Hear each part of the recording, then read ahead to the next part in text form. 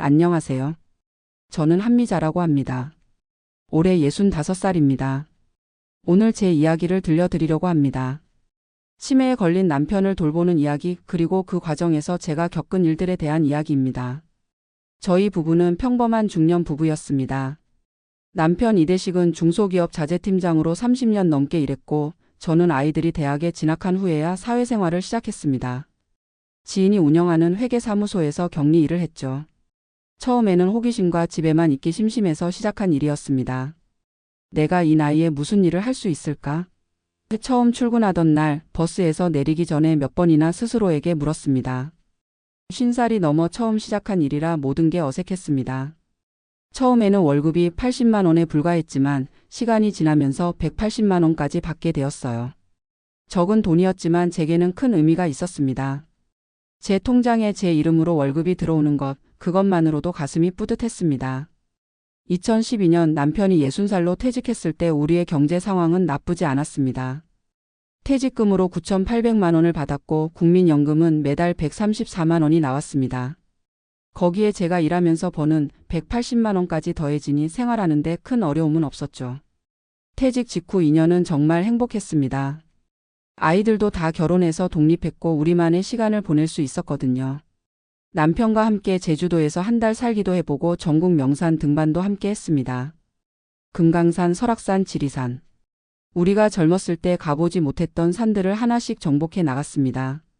산에 오를 때마다 남편은 항상 제 앞에서 걸으며 위험한 길은 먼저 살피고 손을 내밀어 저를 도와주곤 했습니다.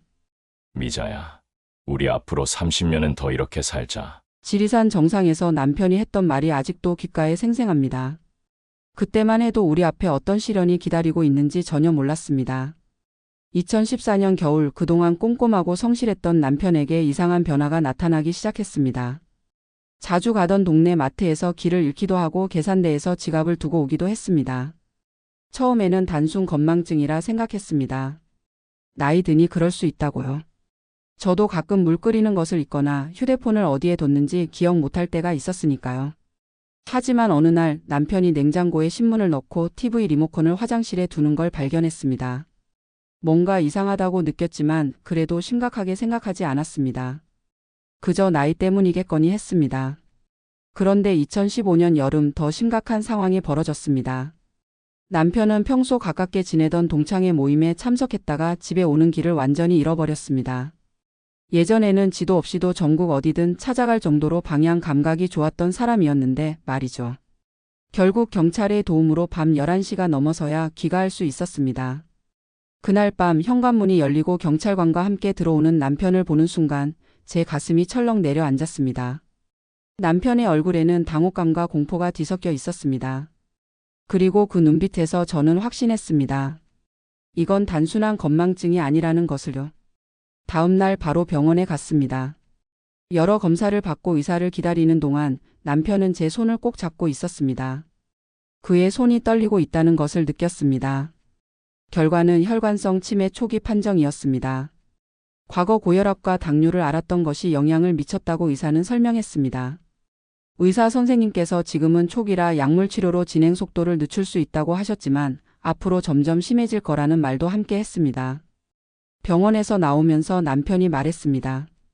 미자야, 내가 너를 못 알아볼 날이 올까 봐 겁난다. 그 말을 듣는 순간 눈물이 왈칵 쏟아졌습니다. 저도 그게 가장 두려웠거든요. 그 후 저는 15년간 일했던 회계사무소를 그만두고 남편을 돌보기로 결심했습니다. 월 180만 원의 수입이 끊겼지만 남편 간병이 더 중요하다고 생각했습니다. 그때는 몰랐습니다.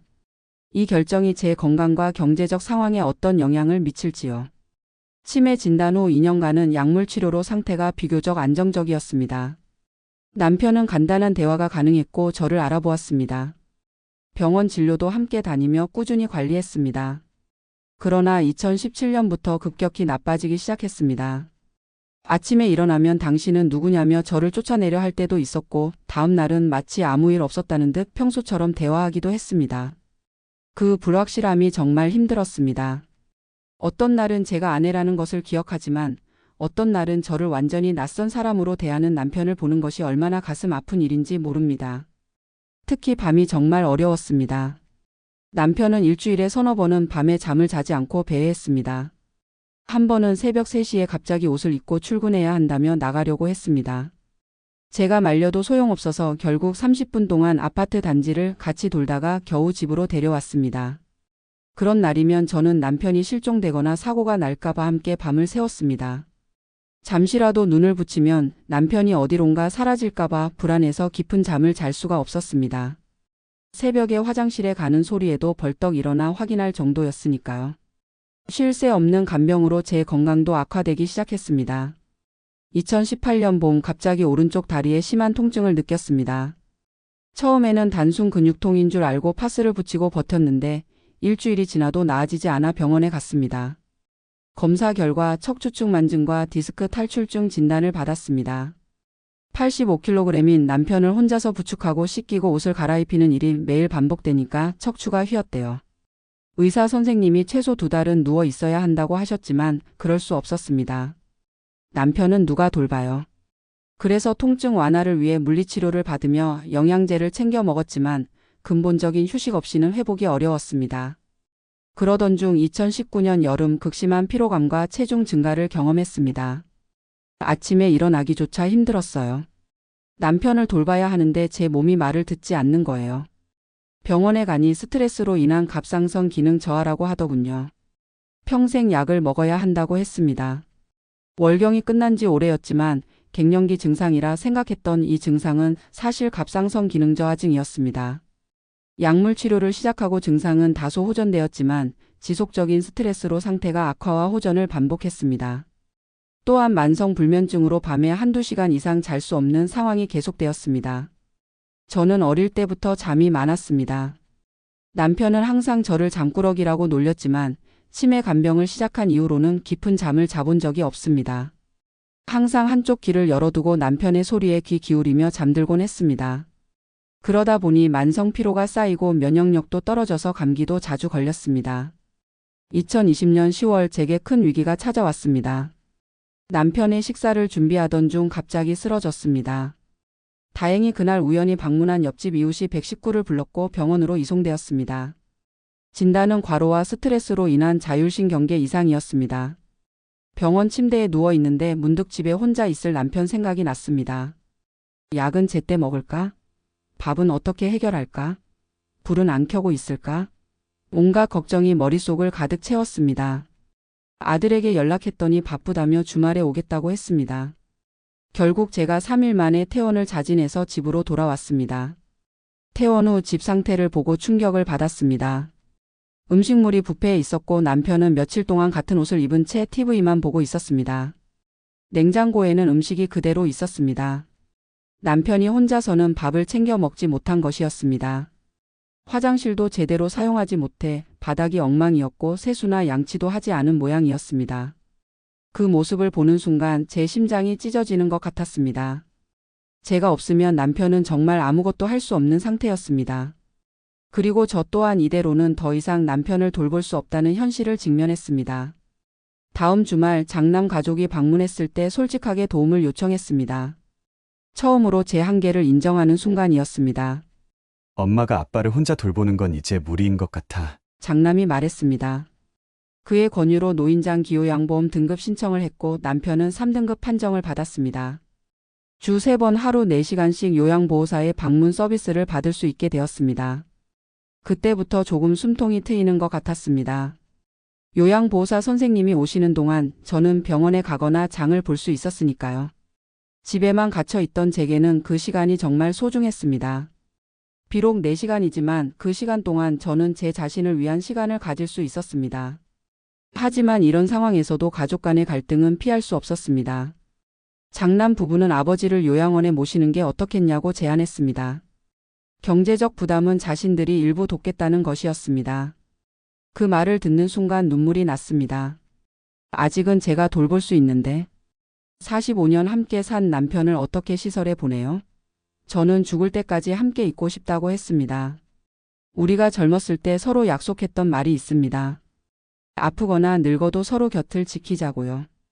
그 약속을 지키고 싶었습니다.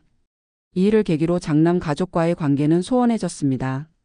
명절에 방문하는 정도였고 경제적 도움도 끊겼습니다.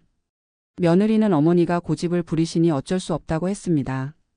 그 말이 상처였지만 저도 그들의 입장을 이해합니다. 젊은 부부가 노부모의 간병까지 신경 쓰기는 쉽지 않으니까요. 경제적 상황도 점점 악화되었습니다. 남편의 약값과 병원비, 그리고 제 치료비로 매달 고정적으로 나가는 의료비가 30만 원에서 40만 원에 달했습니다. 남편 퇴직금 9,800만 원 중 5천만 원은 장남 결혼식과 전세자금 대출로 이미 써버렸습니다. 나머지도 치매 초기에 여행도 다니고 좋은 약에 건강식품 사느라 많이 썼습니다. 지금은 예금이 2,800만 원 정도 남았습니다. 매달 국민연금 134만 원과 부부 기초연금 48만 원으로 생활했지만 의료비와 생활비를 감당하기엔 부족했습니다. 결국 2021년 우리는 아파트 담보대출을 받아 5천만 원을 추가로 마련했습니다. 이 돈이 언제까지 버틸 수 있을지 계산하면 불안해집니다. 하지만 저는 하루하루 최선을 다하기로 했습니다. 제 삶에 작은 변화가 생긴 것은 동네 복지사의 제안 때문이었습니다. 근처에 새로 개원한 치매 주간보호센터를 이용해 보라는 권유였습니다. 처음엔 거절했습니다. 남편이 낯선 환경에서 적응할 수 있을지 의문이었거든요. 하지만 담당 복지사님이 일단 구경만이라도 해보자며 저를 설득하셨습니다. 2022년 3월부터 남편은 주 2번 주간보호센터를 이용하기 시작했습니다. 처음엔 적응을 힘들어했지만 시간이 지나면서 오히려 센터에 가는 날을 기다리는 모습을 보였습니다. 예전에 기타를 좋아했던 남편인데 센터에서 음악 프로그램을 하는 날이면 특히 좋아합니다. 오늘 기타 치러 간다며 스스로 준비하는 모습을 보면 마음이 찡해집니다.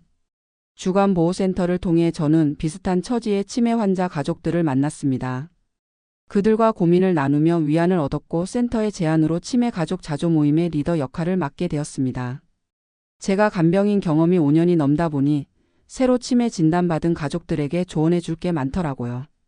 처음엔 자원봉사로 시작했는데 지금은 구청에서 월 45만 원의 활동비를 받고 있습니다. 이 모임은 제게 단순한 수입원을 넘어 정서적 지지 기반이 되었습니다. 매달 모임을 준비하면서 제 경험을 정리하고 다른 이들의 이야기를 듣는 과정에서 위안을 얻었습니다. 서로의 아픔을 나누고 작은 팁이라도 공유하면서 우리는 함께 성장했습니다. 우리 남편은 이런 음식을 좋아해요. 저는 이렇게 하면 남편이 약을 잘 먹어요. 밤에 불면증이 있을 때는 이런 방법이 도움이 돼요. 이런 소소한 정보들이 서로에게 큰 힘이 됩니다. 때로는 그저 울고 웃으며 시간을 보내는 것만으로도 충분히 치유가 됩니다. 요즘 제가 실천하는 또 다른 일상은 고마운 일기쓰기입니다. 매일 저녁 그날 있었던 작은 감사함을 3가지씩 적는 습관입니다. 오늘은 남편이 제 이름을 불렀다. 요양보호사 선생님이 맛있는 과일을 가져오셨다. 제 허리 통증이 어제보다 덜했다. 이런 소소한 것들을 적습니다. 그러다 보면 삶이 그렇게 비참하지만은 않다는 생각이 듭니다. 이 습관은 의사의 권유로 시작했지만 이제는 제 정신 건강을 지키는 중요한 루틴이 되었습니다. 일기를 통해 부정적인 생각에서 벗어나 작은 기쁨에 집중하는 법을 배웠습니다. 저는 일기를 통해 하루를 정리하고 내일을 준비합니다. 현재 저와 남편의 하루는 이렇게 흘러갑니다. 아침 7시에 일어나 함께 아침을 먹고 주 2번은 센터에, 주 3번은 요양보호사가 방문합니다. 오후에는 가끔 휠체어를 타고 근처 공원을 산책합니다. 남편은 특히 공원의 꽃과 나무를 보는 것을 좋아합니다. 치매가 진행되어도 자연에 대한 사랑만큼은 변하지 않았습니다. 미자야, 저 꽃 좀 봐, 예쁘지? 가끔 남편이 이렇게 말할 때면 제 마음은 기쁨으로 가득 찹니다. 비록 다음 순간 제 이름을 기억하지 못할지라도 그 순간만큼은 우리가 예전처럼 함께 있는 것 같거든요. 치매가 상당히 진행되어서 이제 남편은 제 이름을 가끔 기억하지 못합니다. 하지만 여전히 손을 꼭 잡아주고 웃을 때면 제가 아는 그 사람 그대로입니다. 남편의 웃음 속에서 저는 45년 전 처음 만났던 그 청년의 모습을 봅니다. 남편이 저를 처음 알아보지 못했던 날 저는 밤새 울었습니다. 하지만 이제는 이해합니다. 그건 남편의 잘못이 아니라 병의 증상이라는 것을요. 남편이 저를 알아보지 못해도 저는 남편을 알아봅니다. 그리고 그것으로 충분합니다. 예금 2,800만 원과 대출 5천만 원으로 앞으로 2년에서 3년은 더 버틸 수 있을 거라 계산합니다. 그 이후에는 아파트를 팔고 작은 집으로 이사할 계획입니다. 요즘은 오늘만 생각합니다. 내일은 또 내일의 해결책이 있겠죠. 어떤 상황이 와도 우리는 끝까지 함께 할 겁니다. 그게 제가 할 수 있는 마지막 사랑이니까요. 가끔 사람들이 묻습니다. 왜 그렇게 힘들게 돌보세요? 요양원에 모시면 되잖아요. 그때마다 저는 같은 대답을 합니다. 내가 아프면 남편도 나를 이렇게 돌봐줬을 거예요. 우리는 결혼할 때 서로에게 약속했습니다. 건강할 때나 아플 때나 부유할 때나 가난할 때나 함께하기로요. 저는 그 약속을 지키고 싶습니다. 지난 크리스마스 평소 말이 없던 남편이 갑자기 제게 말했습니다. 미자야, 고마워. 내가 너한테 많이 미안해. 그 말을 듣는 순간 지난 몇 년간의 고단함이 눈 녹듯 사라지는 것 같았습니다. 비록 다음날 그 대화를 기억하지 못했지만 그 순간만큼은 우리가 서로를 온전히 이해하고 있다고 느꼈습니다. 이것이 바로 노노케어의 현실입니다. 노인이 노인을 돌보는 현실. 힘들고 고단하지만 우리에겐 여전히 사랑이 있습니다. 그리고 그 사랑이 저를 하루하루 살아가게 하는 힘입니다. 오늘도 저는 남편 곁에서 깨어납니다. 그의 숨소리를 들으며 오늘 하루도 무사히 보낼 수 있기를 기도합니다. 그리고 작은 소망을 가슴에 품습니다. 남편이 저를 알아보는 날이 좀 더 많기를, 우리가 함께할 수 있는 시간이 좀 더 길기를. 이것이 제 이야기입니다. 65살 한미자의 치매 남편을 돌보는 아내의 이야기입니다. 누군가에게는 작은 위로가 되었으면 합니다. 비슷한 상황에 계신 분들께 제가 할 수 있는 말은 하나입니다. 당신은 혼자가 아닙니다. 사실 남편의 치매 진단 이전에 우리 결혼 생활이 항상 행복했던 것은 아닙니다.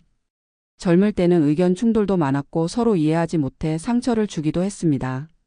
남편은 직장 스트레스를 가족에게 풀기도 했고 저는 그런 남편을 이해하지 못해 원망하기도 했습니다. 특히 아이들이 어릴 때는 교육 문제로 다툼이 많았습니다. 그럼에도 우리는 45년을 함께 살았습니다. 서로의 모난 부분을 받아들이고 부족한 점을 채워주며 살아왔습니다. 인생의 굴곡을 함께 헤쳐나왔고 그 과정에서 더 깊은 사랑이 자라났습니다. 남편이 치매로 변해가는 지금 저는 오히려 예전에 그를 더 이해하지 못했던 것이 후회됩니다. 치매는 우리에게서 과거의 기억을 빼앗아 갑니다. 하지만 동시에 진정한 사랑의 의미를 가르쳐 주기도 합니다. 계산 없이 조건 없이 그저 함께 있는 것만으로 행복한 사랑. 제가 매일 일기에 쓰는 감사함 중에는 항상 이것이 있습니다. 오늘도 남편과 함께 할 수 있어서 감사합니다. 얼마 전 주간보호센터에서 있었던 일화를 나누고 싶습니다. 센터에서는 가끔 가족들이 참여하는 프로그램을 진행하는데 지난달에는 추억의 노래 부르기가 있었습니다. 저희 부부가 젊었을 때 좋아했던 노래 한 송이 꿈이 나왔을 때였습니다. 평소 말이 없던 남편이 갑자기 노래를 따라 부르기 시작했습니다. 모두가 놀랐습니다. 가사를 정확히 기억하고 있었거든요. 그리고 노래가 끝난 후 남편은 제 손을 꼭 잡더니 이렇게 말했습니다. 이 노래 우리 첫 데이트 때 들었지? 그 순간 저는 눈물을 참을 수 없었습니다. 남편이 그날을 기억하고 있었던 것입니다. 42년 전 우리의 첫 데이트에서 정말로 그 노래가 흘러나왔었습니다. 그 순간 깨달았습니다. 치매는 기억을 지워갈 수 있지만 감정은 지울 수 없다는 것을요. 사랑은 기억보다 깊은 곳에 있습니다. 비록 남편이 제 이름을 기억하지 못해도 우리의 사랑은 여전히 그의 마음 깊은 곳에 살아있는 것입니다. 이제 저는 매일 아침 거울을 보며 스스로에게 다짐합니다. 오늘 하루도 최선을 다하자. 지금 이 순간을 소중히 여기자. 미래는 불확실하고 과거는 돌아오지 않습니다. 오직 현재만이 제게 주어진 선물입니다. 치매 환자를 돌보는 일은 쉽지 않습니다. 때로는 좌절하고 분노하고 슬퍼집니다. 그럴 때마다 저는 잠시 숨을 고르고 남편의 눈을 바라봅니다. 그곳에서 여전히 저를 사랑하는 마음을 봅니다. 비록 표현하지 못해도 언어로 전하지 못해도 그 마음은 변하지 않았습니다. 우리 사회에 더 많은 치매 가족 지원 시스템이 필요합니다. 노노케어의 현실은 너무 고단합니다. 하지만 동시에 서로를 돌보는 노년의 사랑도 아름답습니다. 저는 앞으로도 남편과 함께하는 매 순간을 소중히 여기며 살아갈 것입니다. 그것이 제가 할 수 있는 그리고 하고 싶은 마지막 사랑입니다.